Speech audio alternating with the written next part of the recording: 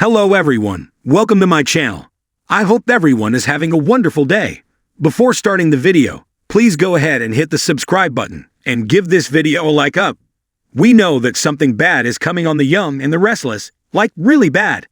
Like, if we had to guess, something so terrible and heartbreaking that it's going to leave somebody dead. That bad. And what comes afterwards may be even more of a jaw-dropper. As we've already seen, Sharon, off her bipolar medication and being egged on by her subconscious manifestation of longtime tormentor Cameron, has surrendered to the grief and rage that she still feels over daughter Cassie's untimely demise. To the point that she's been moved to poison the whiskey at Daniel and Heather's place. What's more, Sharon's gotten caught leaving by Heather herself. Next, a series of shocking events will further connect Sharon to Daniel's family, including Phyllis. Executive producer / head writer Josh Griffith tells Soap Opera Digest.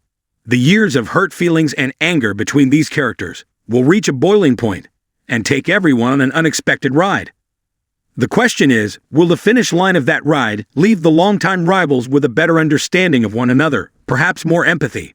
Or when their mutual loathing reaches a new high, will it just keep on rising? Honestly, we didn't think their animosity toward one another to get any more intense than it was following Cassie's death, when Nick was strained from Sharon to seek sexual healing with Phyllis. Read what Sharon Case has to say about Friday's Sharon-centric anniversary episode here. As the sun dipped below the horizon, casting a warm golden glow over Genoa City, Sharon Newman sat alone in the living room of her meticulously decorated home. The walls were adorned with pictures capturing the fleeting moments of joy and heartache that had colored her life. Today marked the anniversary of her wedding to Nick, a day that had once promised forever, but had instead become a reminder of dreams dashed and love lost. She absent-mindedly ran her fingers over a photo of them, a younger, happier version of herself smiling beside Nick. Memories flooded her mind, laughter echoing through the halls, the tenderness of shared secrets, and the promises they made under a star-studded sky. But alongside those memories lay the jagged edges of betrayal and heartbreak. Their journey had been anything but smooth, marked by infidelity and misunderstandings. Now, all that remained were the shadows of what could have been. As she reflected on her past, the doorbell rang, jolting her from her reverie. With a sigh, she stood and opened the door to find Phyllis Summers on her doorstep. Phyllis's vibrant red hair caught the last rays of sunlight, and her confident stance belied the tension that hung in the air. Sharon's heart raced. Their history was complicated, filled with rivalry and grudges that simmered just beneath the surface. "Can I come in?" Phyllis asked, her tone sharp yet vulnerable. "Why are you here, Phyllis?" Sharon replied, her voice steady but guarded. "I thought we could talk," Phyllis said, stepping inside without waiting for an invitation.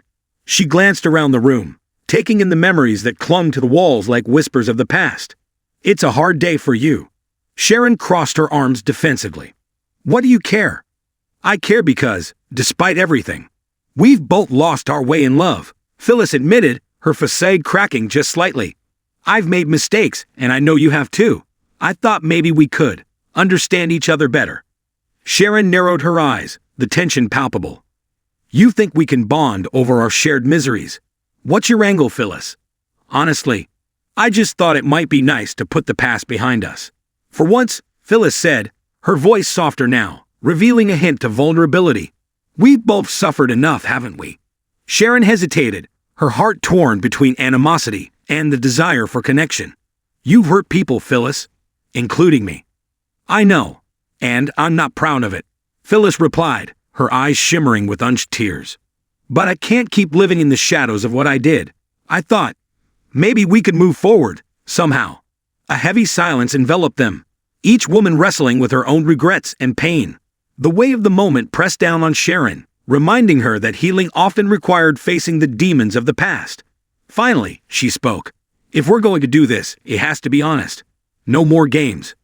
"Agreed," Phyllis said, a flicker of hope in her eyes.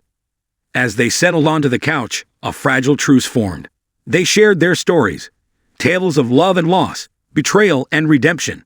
Sharon spoke of her struggles with her identity, of the constant battle to find happiness amidst the chaos of her relationships. Phyllis recounted her own journey, filled with heartbreak and the pursuit of a love that seemed to slip through her fingers time and again. Just as the atmosphere began to thaw, the door burst open, and Nick entered, his expression shifting from surprise to tension as he took in the scene. "What's going on here?" he demanded, eyes darting between the two women. Phyllis stood, her confidence returning in an instant. "We were just talking about the past. Nick, it's a hard day for both of us." "Right, talking," Nick echoed, sarcasm lacing his words. "You two thought it was a good idea to reminisce on my anniversary?" "Your anniversary?" Phyllis's voice rose, indignation flaring. "Sharon's the one who's hurting here. Nick, you've moved on without a second thought." "Enough," Sharon interjected, rising to her feet. "This isn't about you two. It's about me, my feelings, my memories. You both need to understand that." Nick's expression softened, but the tension remained thick. "Sharon, I didn't mean."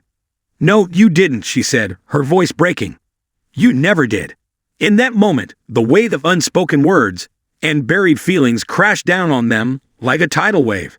Phyllis looked at Nick, then back at Sharon, recognizing the raw vulnerability that lingered in the air. "I didn't come here to hurt you," Phyllis said quietly, her defenses faltering. "I came to offer understanding, to say that we're all just trying to find our way." Sharon's heart ached, torn between anger and empathy. "What's the point? We're all just living in a cycle of pain and regret." Just then, the doorbell rang again.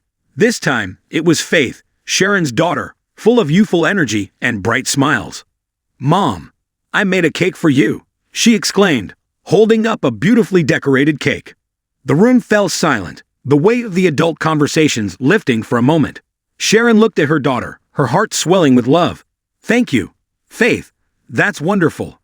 Phyllis and Nick exchanged glances, realizing that in the midst of their own turmoil, there was still a glimmer of hope, a reminder of love's enduring nature.